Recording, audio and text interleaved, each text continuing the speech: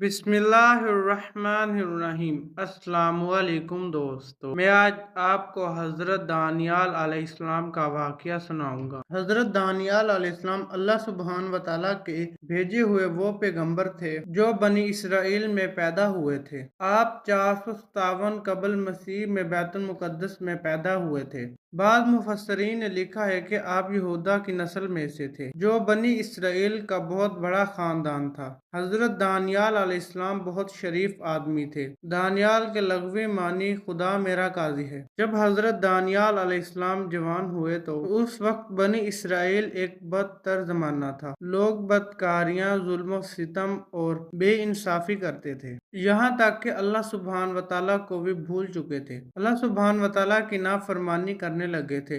लिहाजा अल्लाह सुब्हान व तआला का अजाब बनी इसराइल पर बख्त नसर बादशाह की शक्ल में आया था। बख्त नसर बादशाह एक घटिया नस्ल का बादशाह था। एक दिन वो यहूदा रियासत पर हमला आवर हो गया। यहूदियों का इबादत खाना जहाँ वो इबादत करते थे यानी हेकले सुलेमानी को उसने तबाह कर दिया। हजरत दानियाल अलैहिस्सलाम का कहना है कि बनी इसराइल जो जिनाहकारियां और बदकारियां करते थे, इसलिए अल्लाह सुब्हान व तआला ने उन्हें अजाब के तौर पर यह बादशाह दिया था। इस बख्त नसर बादशाह ने सब कुछ तबाह बर्बाद कर दिया था और कुछ लोगों को कत्ले आम कर दिया, और जो लोग बच गए थे उन्हें कैदी बनाकर अपने साथ ले गया। उन कैदियों में हजरत बरमिया और हजरत दानियाल अलैहिस्सलाम भी शामिल थे। 421 कबले मसीह में बख्त नसर ने एक ऐसा ख्वाब देखा कि एक बुत है जिसका सर सोने का है, दरमियानी हिस्सा चांदी का है और निचले वाला हिस्सा तांबे का है और टांगे लोहे की बनी हुई हैं। इस बुत पर आसमान की तरफ से एक पत्थर गिरा और इस बुत को चूर चूर कर दिया और इसके अज्जा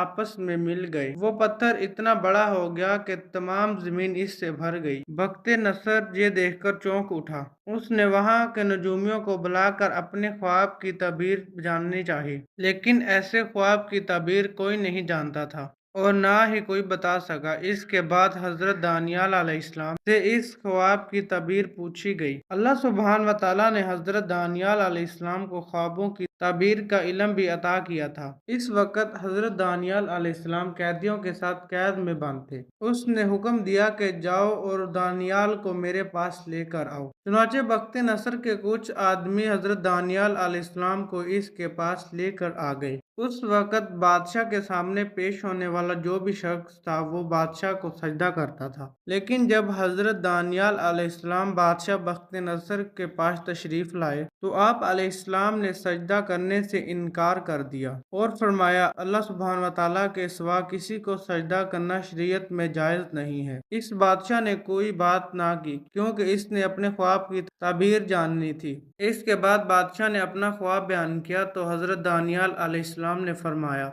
और बुत जो तूने सोने का देखा वो तो खुद ही है, और तेरे बाद एक और सल्तनत कायम होगी जो तुझसे कई गुना छोटी होगी, और उसके बाद एक और हुकूमत तांबे की होगी जो तमाम जमीन पर कब्जा करेगी, और चौथी सल्तनत लोहे की मानद मजबूत होगी। और जो तुमने देखा इस बुत के पांव कुछ मिट्टी और कुछ लोहे के थे, तो इस सल्तनत में तफरका होगा। इन बादशाह के अयाम में अल्लाह सुब्हान व तआला एक सल्तनत बर्पा करेगा जो हमेशा कायम रहेगी और इसकी हुकूमत किसी दूसरी कौम के हवाले नहीं की जाएगी।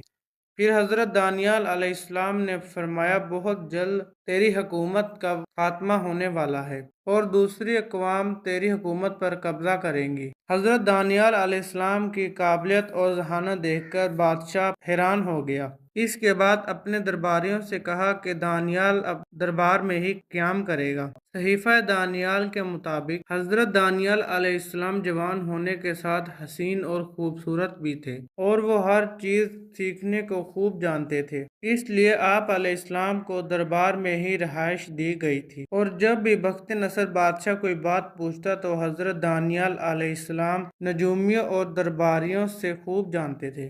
आप अलैहिस्सलाम सादा ग़िज़ा और पानी पर गुजर बसर किया करते थे, लेकिन फिर भी हजरत दानियाल अलैहिस्सलाम السلام وہاں کے رہنے والے لوگوں سے زیادہ طاقتور تھے۔ حضرت دانیال علیہ السلام ہر وقت اللہ سبحانہ و تعالیٰ کی عبادت میں رہتے تھے۔ کچھ عرصہ گزرنے کے بعد بخت نصر بادشاہ کو وہی خواب روزانہ آنے لگا۔ جب اس نے حضرت دانیال علیہ السلام کو بتایا تو حضرت دانیال علیہ السلام فرمانے لگے کہ تیری بادشاہت ایک شرط پر قائم رہ سکتی ہے، اگر تو اللہ سبحانہ و تعالیٰ پر ایمان لے آئے۔ پھر حضرت دانیال علیہ السلام نے فرمایا کہ غریبوں کے لیے اپنے خزانے کھول دے اور یتیموں کی مدد کر اور صدقہ خیرات کر، جس سے اللہ سبحانہ و تعالیٰ جو بھی آفت بلا ہو وہ ٹال دے گا۔ لہذا بخت نصر بادشاہ نے بھی ایسا ہی کیا۔ اس بخت نصر بادشاہ نے بنی اسرائیل کی بہت مدد کی تھی، جس سے بنی اسرائیل کا ایک بھی شخص غریب نہیں رہا۔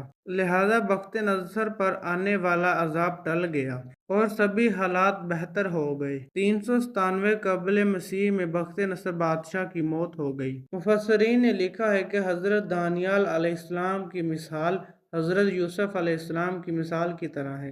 حضرت دانیال علیہ السلام حضرت یوسف علیہ السلام کی طرح ایک قیدی بنا کر دوسرے ملک میں لائے گئے اور دونوں کو ہی خواب کی تعبیر کے علم سے سرفراز کیا تھا۔ اگر اس وقت میں حضرت یوسف علیہ السلام نہ ہوتے تو مصر برباد ہو جاتا۔ اسی طرح اگر حضرت دانیال علیہ السلام نہ ہوتے تو بابل یعنی جہاں بخت نصر بادشاہ رہتا تھا وہ تباہ و برباد ہو جانا تھا۔ بخت نصر بادشاہ کے مرنے کے بعد اس کا بیٹا بلشازار بادشاہ بنا تھا۔ یہ انتہائی نالائق اور عیاش بادشاہ تھا۔ دوسرے وزراء جو حضرت دانیال علیہ السلام کے عہدے سے جلتے تھے، انہوں نے ان نالائق بادشاہ کو حضرت دانیال علیہ السلام کے خلاف بھڑکانا شروع کر دیا۔ یہ شخص نہ ہی تو تجھے سجدہ کرتا ہے اور نہ ہی بابل کے شہر کا خیر خواہ ہے۔ وہ تو یہ چاہتا ہے کہ جلد ہی بابل کے شہر کی سلطنت کا خاتمہ ہو جائے۔ لہذا بادشاہ نے ان وزیروں کی باتوں کو مان کر حضرت دانیال علیہ السلام کو شیروں کے پنجروں میں قید کر دیا۔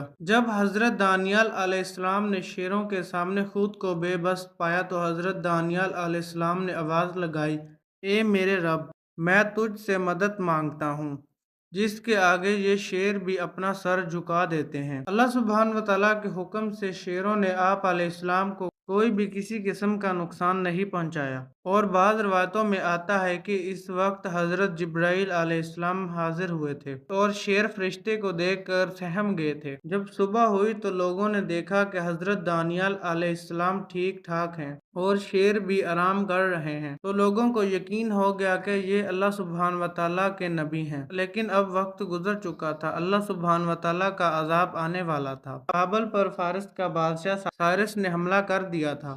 اس بادشاہ نے بخت نصر بادشاہ کے خاندان کا خاتمہ کر دیا اور حضرت دانیال علیہ السلام کو قید سے نکال کر اپنے دربار میں وزیر مقرر کر لیا۔